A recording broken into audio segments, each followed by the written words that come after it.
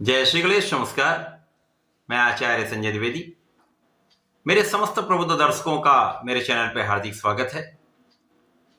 प्रिय दर्शकों, शनिदेव 30 वर्षों के पश्चात अपने राशि चक्र की अंतिम राशि में पहुंचने वाले हैं, अर्थात शनिदेव का मीन राशि में प्रवेश होने वाला है।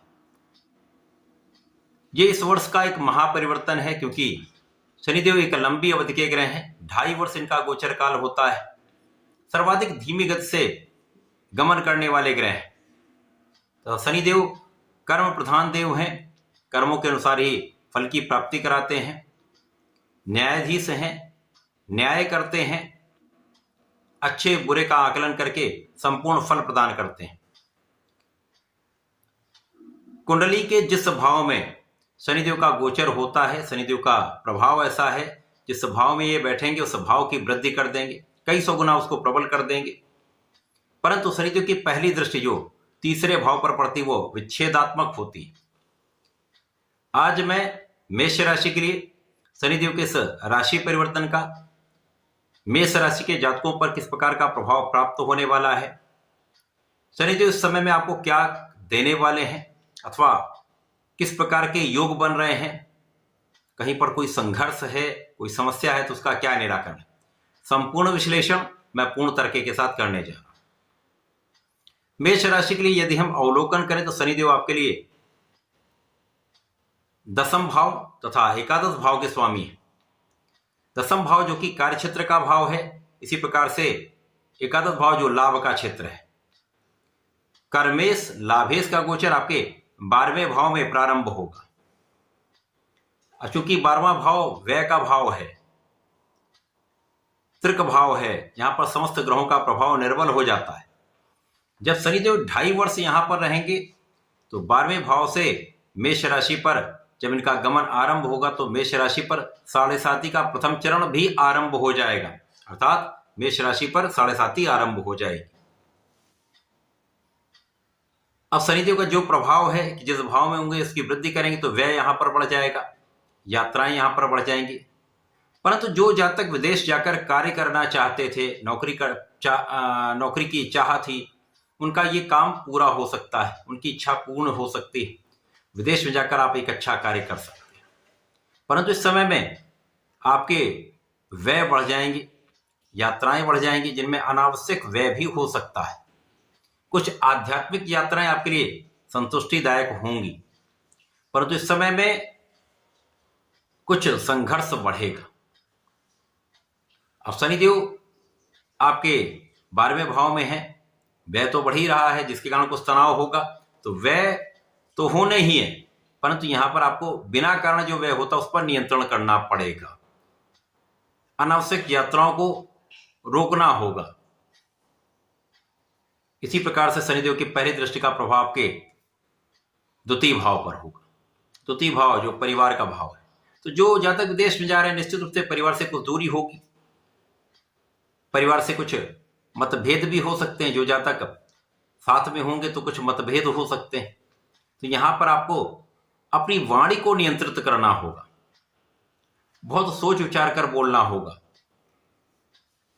यहां पर धन तो आएगा, परंतु धन का सही मैनेजमेंट आपको करना होगा, जिससे आप धन को बचा पाए, क्योंकि धन के संचित होने की स्थिति निर्बल है। तो धन को बचाने के लिए आपको प्रयास करना पड़ेगा। इस समय में आपका ऋण बढ़ सकता है, तो सोच विचार कर ऋण लें।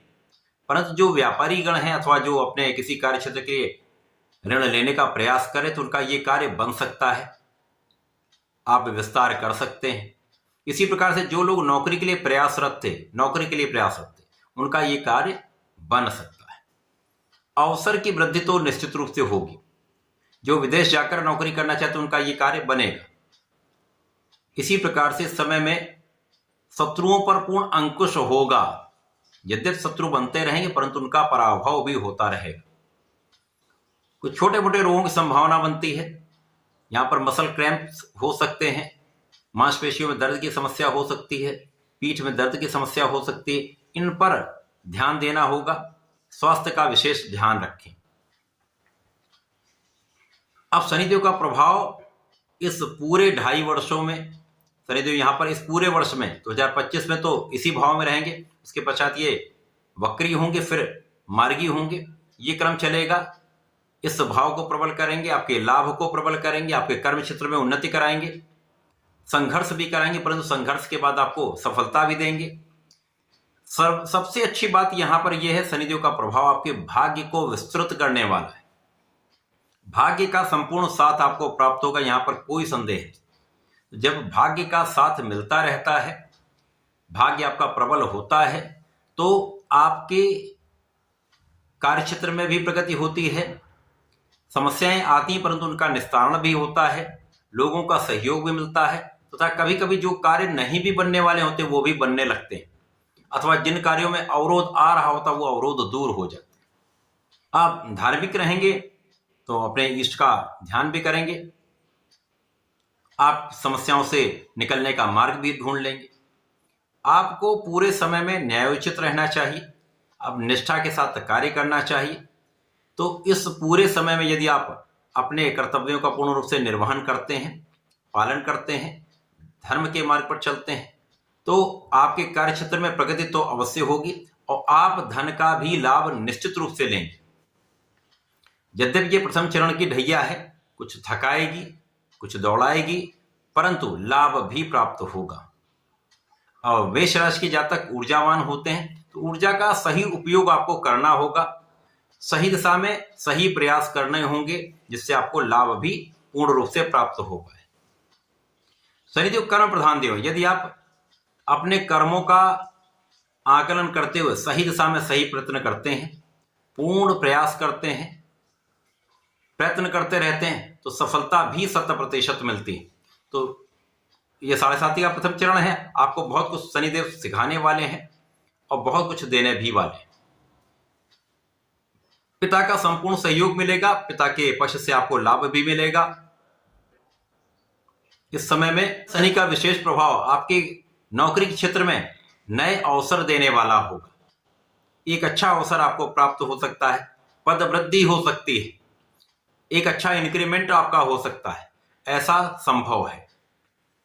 शनिदेव का ये महापरिवर्तन मेष राशि के लिए निश्चित रूप से संघर्ष लेकर आएगा, प्रयास कराएंगे, धन का लाभ देंगे, उन्नति कराएंगे, परंतु धन के अपव्यय से तथा अपने वाणी के अपव्यय से, अर्थात वाणी पर नियंत्रण रखेंगे तो विशेष लाभ मिलेगा।